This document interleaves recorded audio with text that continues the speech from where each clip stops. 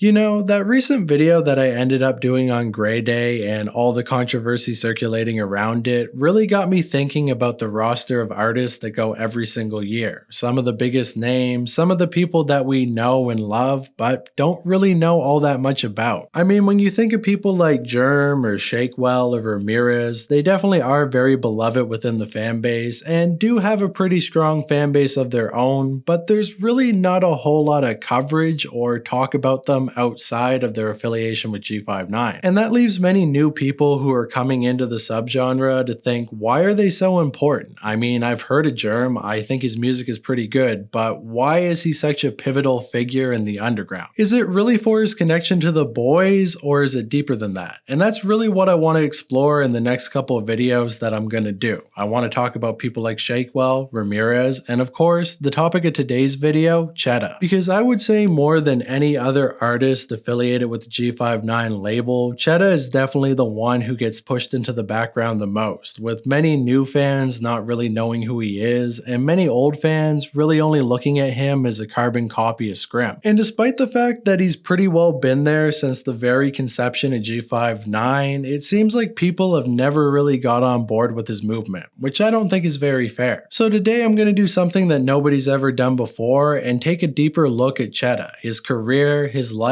and how exactly he got the reputation that he now has. Does he actually deserve to be an artist on the G59 roster, or is he only known nowadays simply for being in the right place at the right time and getting the right connections? Well, let's find out when we look into the entire story of Cheddar. Joshua Marchetta was born July 7, 1990 in New Orleans, Louisiana, with him primarily being raised on Harrison Avenue, which was in a neighborhood nicknamed the Dog Pound, which was pretty well known for being a pretty dangerous spot with a heavy police presence. And on top of coming up in a pretty rough neighborhood, his home life wasn't exactly perfect either, with his father not really being in the picture after he hit the age of 5, and his mother being slightly abusive, although at the time in the early 1990s, especially within places like New Orleans, almost every kid ended up getting hit with the belt, so he doesn't really consider it long-term abuse, but at the same time, it definitely does something to a kid when they're constantly getting smacked around.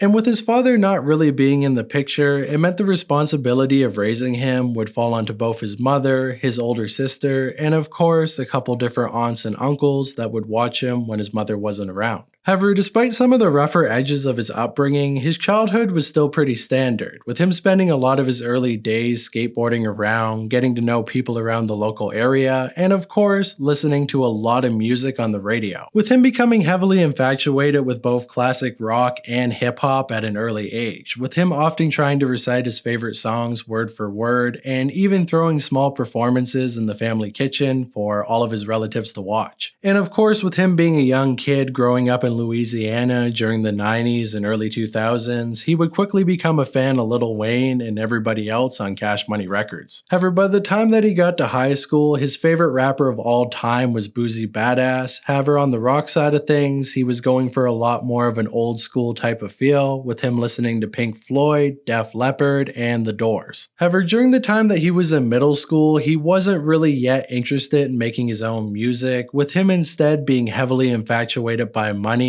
actually landing him the nickname Cheddar. Now, it turns out that he didn't actually come up with his own rap name, as many of his middle school friends were actually the one who initially gave him the nickname, with it basically being part of his last name and also poking fun at the fact that he loved money so much. Now, I always find it kind of funny when a rapper says that they're named after money and the reason that they got their nickname is because they love money so much. I mean, doesn't everybody like money? But I guess Cheddar was taking it to the next level, because when he was only 13 years old, he began to sell and smoke a lot of weed. And once he began to see how much money he could make off of selling weed, he decided to level up to harder drugs, and before you knew it, he was a full-time plug making thousands of dollars a week. But despite how well he was doing as a drug dealer, it seems like the money wasn't enough for him, as he would quickly adopt another side hustle where he would basically go online, look for the most recent hip-hop album that came out, go on a sketchy website, burn it onto a CD, and then sell sell it to all of his friends for around $20, which sounds kind of archaic by today's standards, but back in the day, that was basically the only way that you could listen to new music for under $20, as at the time, people were selling albums for like 40 bucks. And if you're a completely broke kid in Louisiana who really wants to listen to the music and doesn't have the money for it, well, Chet is your man. And it was through this side hustle that he ended up coming across the website LimeWire, where he was essentially able to find any instrumental that he wanted from any song that he liked, take it, download it, and then rap over it. With the very first song that he ever recorded actually being a remix of Chain Hang Low by Jibbs, and after he ended up showing it to a couple of his friends from high school, they liked it so much that they would encourage him to continue to make music, although at the time, Cheddar wasn't very confident in his ability. He would attempt to freestyle from time to time and ended up performing at a couple local house parties around the area, but considering the fact that he was doing all of this back in 2006 to 2007, the rap game was a very different place, and he really saw no longevity in trying to do music full time. I mean, back then the hustle was very different. You would have to find an actual professional recording studio, go there, drop a couple tracks, then burn them on a CD, and try to hand them out in the local area. It is possible that Chetta might have been able to sell his own mixtapes, considering the fact that he was able to sell other people's mixtapes, but it would be a lot of work, and considering the fact that he was making so much money off of weed at the time, meaning that he didn't have a very good reason to try to pursue it as a full-time career, so instead he would continue to do it as a hobby from time to time and would mostly focus all of his attention on selling drugs, eventually making so much money by the time that he was in grade 10 that he was actually able to get his own apartment. And considering the fact that he was 16 years old, living on his own and making a fuck ton of money, things would get pretty crazy. He would quickly gain a reputation for being the primary party spot that all the local high schoolers wanted to go to, with jocks, nerds, and stoners all getting together to smoke weed, pop pills, and simply have a good time. Although unfortunately, these good times wouldn't last very long, as there was actually a police officer who lived just down the street, and every time they got a little bit rowdy or loud, they would get their door kicked down. And within only 8 months, he ended up getting evicted from the place and would have to move back in with his parents. But despite him no longer having a place to trap out of, he wouldn't stop selling drugs and would continue to do so even after he graduated high school. Now, considering the fact that Chetta was born in 1990, we can probably expect that he ended up graduating around 2008 to maybe 2009, which was before the entire internet wave of rap really took off. And considering the fact that he really had no interest in pursuing any form of higher education, he would simply drift around from the age of 18 to about 20, with him continuing to do what made him money and getting more and more fucked up. However, all of these fun and games would come to an end in 2010 when he ended up getting in trouble with the police and getting locked up for at least a couple months. Now, there's not really a whole lot of details on what exactly he did to get in trouble, but from what I can tell, simply from what he said in interviews and a couple different pieces of information floating around the internet, he seemed to have gotten caught on some sort of weed charge. I'm not sure if it was because he was high at the time or because he got caught with a bunch of it and they thought he was trying to sell it, but either way, he ended up getting hit with 2 separate charges, one for obstructing a police officer, which probably meant he either resisted arrest or ended up getting into a fight with one of them, and one for driving under the influence, which probably meant he was either stoned when he was driving or maybe he was on something a little bit harder. But no matter what he got in trouble for, it would definitely change his life forever, as with him now being a felon, it was a lot harder for him to move around, and with the police already catching him once, he wasn't really going to tempt fate for them to catch him a second time. So Chetta decided it was best to try to do something a little bit more legal, and considering the fact that he had always enjoyed cutting hair throughout his youth, he decided to start doing it professionally, and considering the fact that he already had a reputation in the local area for being a big time plug, a lot of people would also go to him to get their hair cut, and before long, he made enough money that he was actually able to start his very own business. It's believed that he opened up his very first barbershop around 2012, as that's right around the time that he made his very first Instagram account, with his reasoning for creating one being that he wanted to promote his business outside of the the local area, and in only a couple months' time, he was making a lot of money doing what he loved, cutting hair. And if that's where the story came to an end, there wouldn't really be a whole lot more to say. I mean, we got a guy who grew up in Louisiana, had kind of a troubled past, and because of that, the law would eventually catch up to him, meaning that he had to straighten up his life, go on the straight and narrow, and after that, he would continue to cut hair until the very end of his days. I mean, he still really loved music and had dreams of becoming a rapper, but considering just how hard it was to get into the industry at the time, especially coming from somewhere like Louisiana, he would quickly realize that there was no way he was ever going to be able to do it full time and was simply happy with cutting hair. Well, at least until around 2012, when somebody would come into his barber shop that completely changed his life forever. And that was a man going by the name of Scott, although most of you probably know him by his stage name, which of course is Scrim.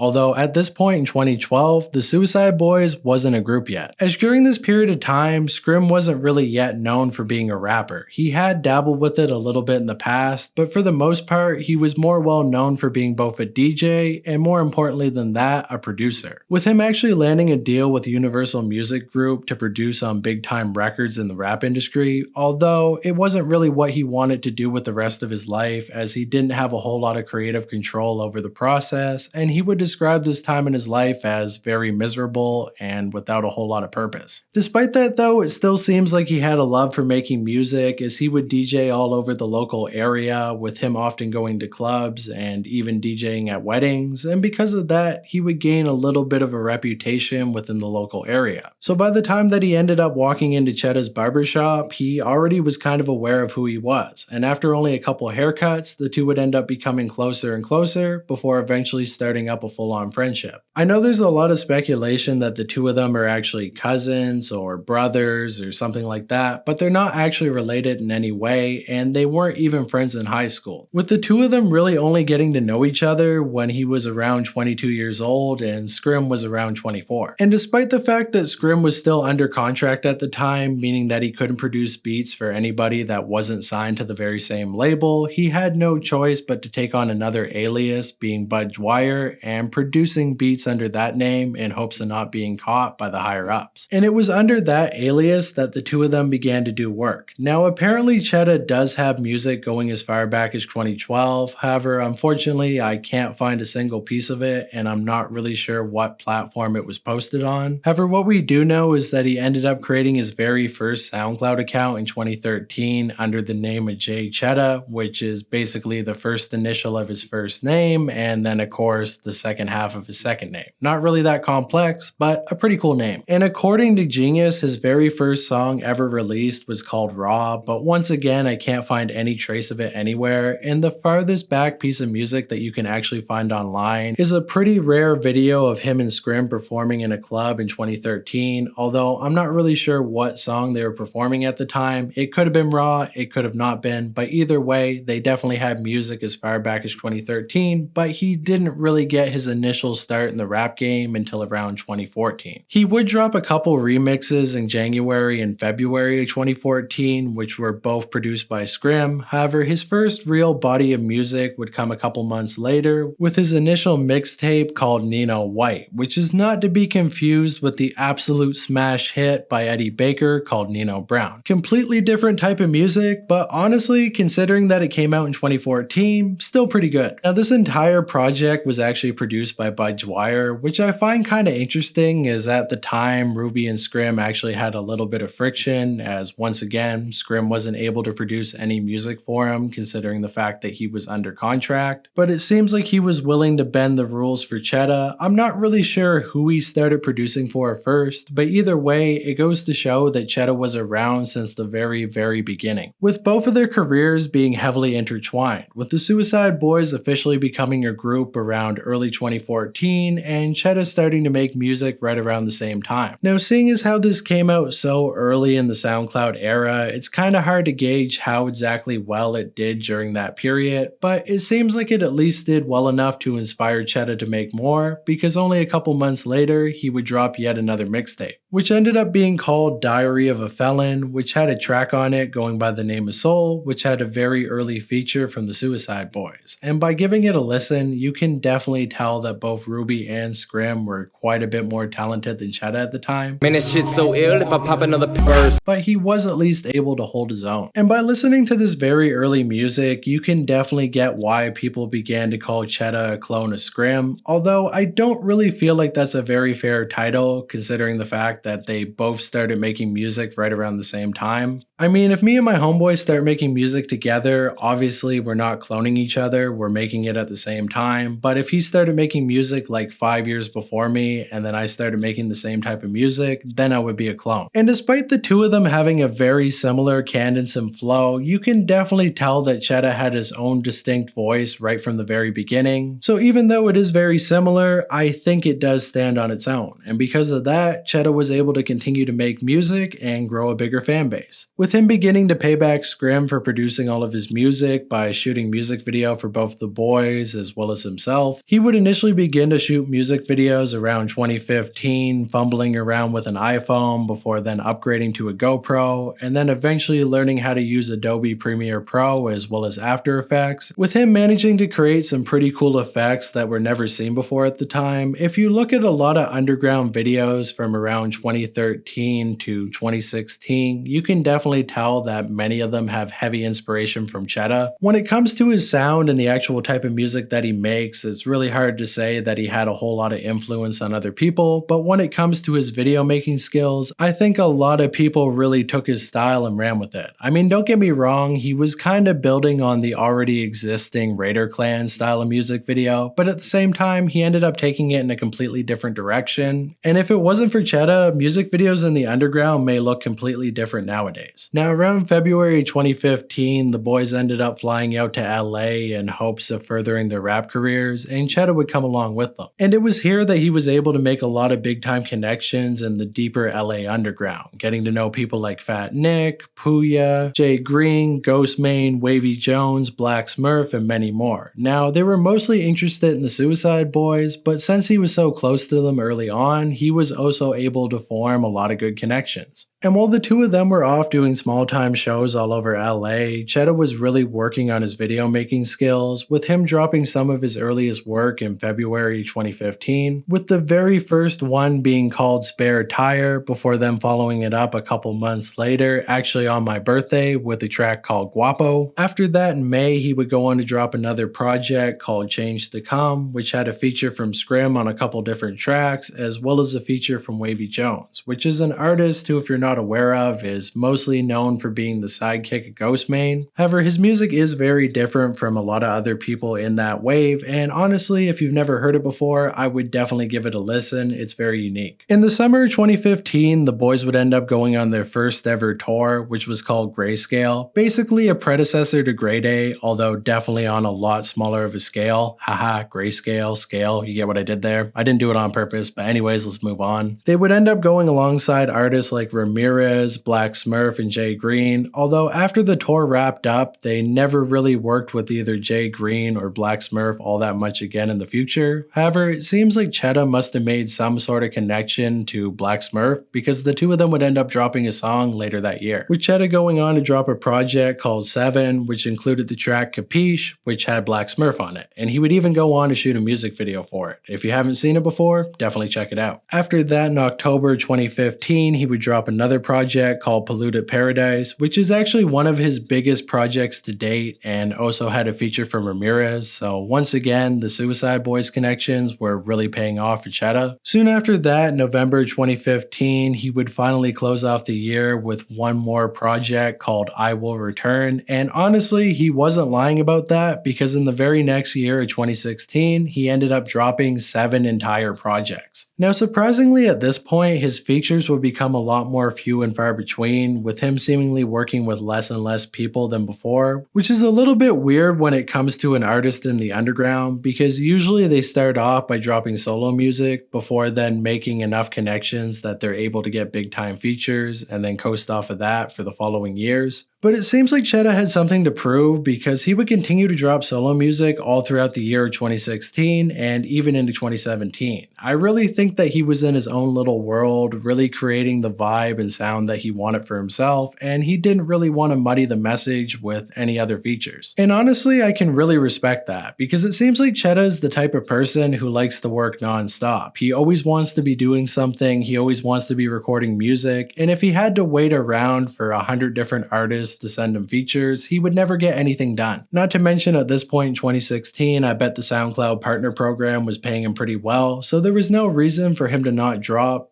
and then drop some more. Although I do kind of wish that he would have gotten out of his box a little bit, because similarly to people like Chris Travis, with them being locked inside so much and not really fucking with anybody, we missed a lot of things that we could have gotten if they had been a little bit more tapped in, like, a No Jumper interview, maybe a Lyrical Lemonade video. Okay, the second one, probably not, because even the boys have never gotten a Lyrical Lemonade video, but the No Jumper interview definitely could have happened. I'm kind of sad that it never did. Can we make it happen in 2025? Adam, can we do that? Yeah? No? Okay, whatever. However, as 2016 came to an end and 2017 began, he would continue to drop more music, with him dropping a project called Nothing Left, which surprisingly actually had a feature on it from none other than Black Smurf. Now, once again, I have no idea why Smurf and the boys didn't continue to make music after 2015. A fan did reach out to him to ask that very question, and he basically said, I don't know, they stopped talking to me after 2015. Yeah, a lot of people be like, man, they did you this, and this, but man, life is life, bro. I don't really be looking at shit like that. Like, I'm just proud to see them excel and do what they said they were gonna do and do what I thought they were gonna do. You know what I'm saying? Because in 2017, I said it. I was like, if y'all fucking stick together, because they had so many moments of like fallouts and shit, with certain personal issues, and you know what I mean? But I was just like, bro, if y'all stick together, y'all gonna be bigger than life. I told Lil Peep that same shit. It was kind of weird and out of nowhere, but I do wish them the best. Although I think the reason that the boys ended up cutting off Smurf is because of that whole altercation where the G59 motorcycle gang ended up pulling up on them, trying to beat their ass, and Black Smurf didn't try to do anything to stop it. Apparently Jay Green, Ghostmane, Puya, Fat Nick, Black Smurf, and many others were there, but the only people who really tried to help the boys out were Puya and Fat Nick. So after that, they realized how much loyalty those boys had to them and decided to continue to work with them. Whereas people like Black Smurf and Jay Green, they never really decided to do anything with again. Okay, Jay Green is a completely different story because they have a whole beef where Green tried to say that the boys ended up stealing his laptop and took his songs, but we already know that Jay Green is kind of out of his mind. He's basically like another Space Ghost perp, so you can't really take anything that he says all that seriously. Did it actually happen? Probably not, but maybe. After that, Chetta would go back to doing the same old thing all throughout 2017, with him dropping a bunch of solo music, with maybe a small time feature here and there, but for the most part, nobody you've ever heard of. However, 2018 was a very eventful year for him, for better and for worse, with him actually doing his very first on-camera interview with Mascarilla, although unfortunately it wasn't a full-on interview and was only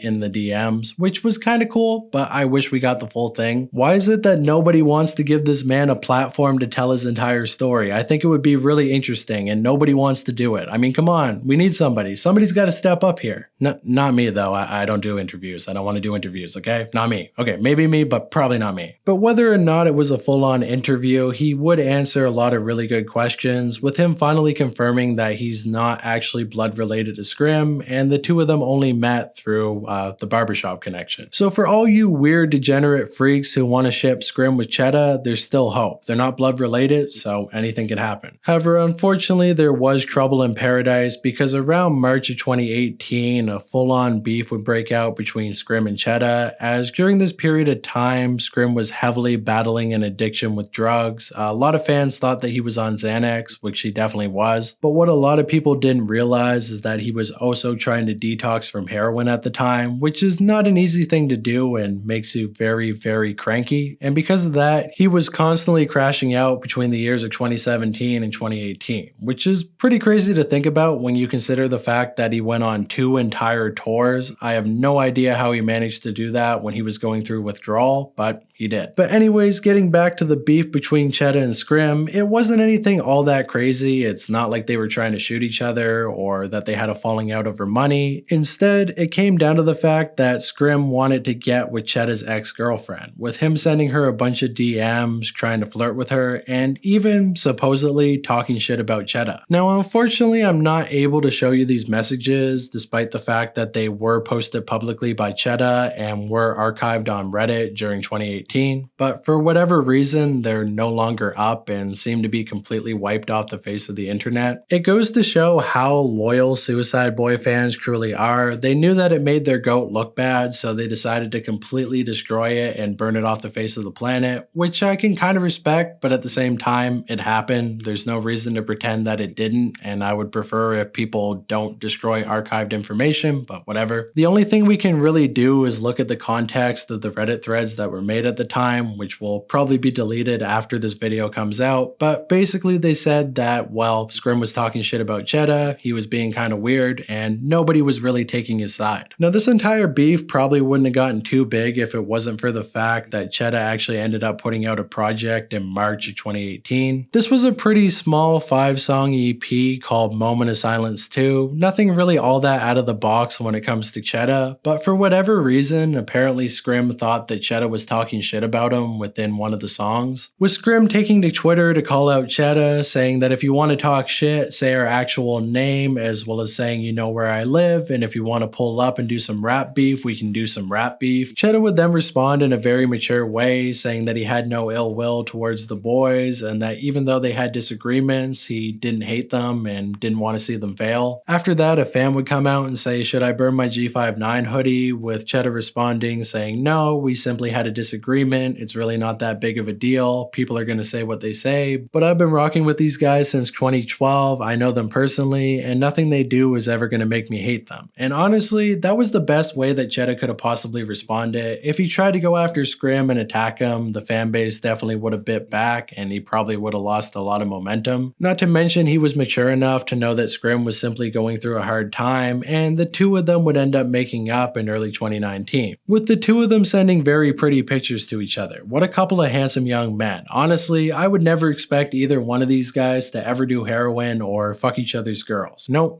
there's nothing you can say that would ever make me believe that either one of these guys would ever touch a needle in any way. It never happened. After that, in 2019, Cheddar would go on to drop 4 entire projects, with one of them being called Side Effects Volume 3, which had a feature on the track Baku by the legendary Curb Lagoop. If you don't know Curb Lagoop, you gotta get tapped in. In the absolutely horrendous year of 2020, he ended up dropping 2 projects, and in 2021, he would only drop 1 single project called Major Pain, but despite that, 2021 was one of his biggest years ever, as he would finally announce that he was going to become a full-on official member G59 with the paperwork and everything, with many fans coming out to praise Cheddar and saying that it should have happened long ago. Which, I mean, yeah, honestly, I agree. How did they never sign him before? It's been like 7 years at this point, but either way, it happened, and once it did, Cheddar would start to get a lot bigger, or at least a lot bigger within the Suicide Boys fanbase. And on top of that, it was also announced that he would be an opener for Grey Day of 2021, which was an absolutely massive deal, and he would continue to do so in 2022 and even 2023. Although for whatever reason, he ended up getting left off of Grey Day 2024. Not really sure why, and a lot of fans were really pissed off about that, saying that they brought out Puya but didn't bring out their own G59 artist. Although I don't really think it was all that deep. It probably came down to the fact that Cheddar didn't really want to go that year, as he's a very busy man who makes a lot of music, drops a lot of merch. He's basically a one-man business in the same way that Bones is, so going on tour every single year for multiple months probably takes a lot out of you. I mean, you got to keep in mind this man is like 35 years old, which isn't old by any means, but when you're trying to go on tour for multiple days in a row, jumping around on stage, you're probably going to get out of breath, and eventually you are going to get too old to really want to do it anymore. But hey, at least we finally got a full-length interview from Chetta on the channel Hold the Mayo, which was apparently with one of his childhood best friends, although I'm not going to lie, I didn't like this interview at all. It was kind of all over the place. The guy interviewing kept interrupting him. They talked about hot dogs and chicken nuggets and just overall, not very good. But you know what? They still made it. It still happened, and I gotta give them praise for that. But hey guys, don't worry. It's not like Chetta was never gonna come back to Grey Day again, because the very next year in 2025, he would once again be announced to be an opener, and everybody would collectively lose their mind. Like I said before, Chetta is one of those weird artists where everybody within the fan base fucks with him and likes his music, but he never really gets a whole lot of attention from the wider underground. And I think the reason for that is pretty clear to see.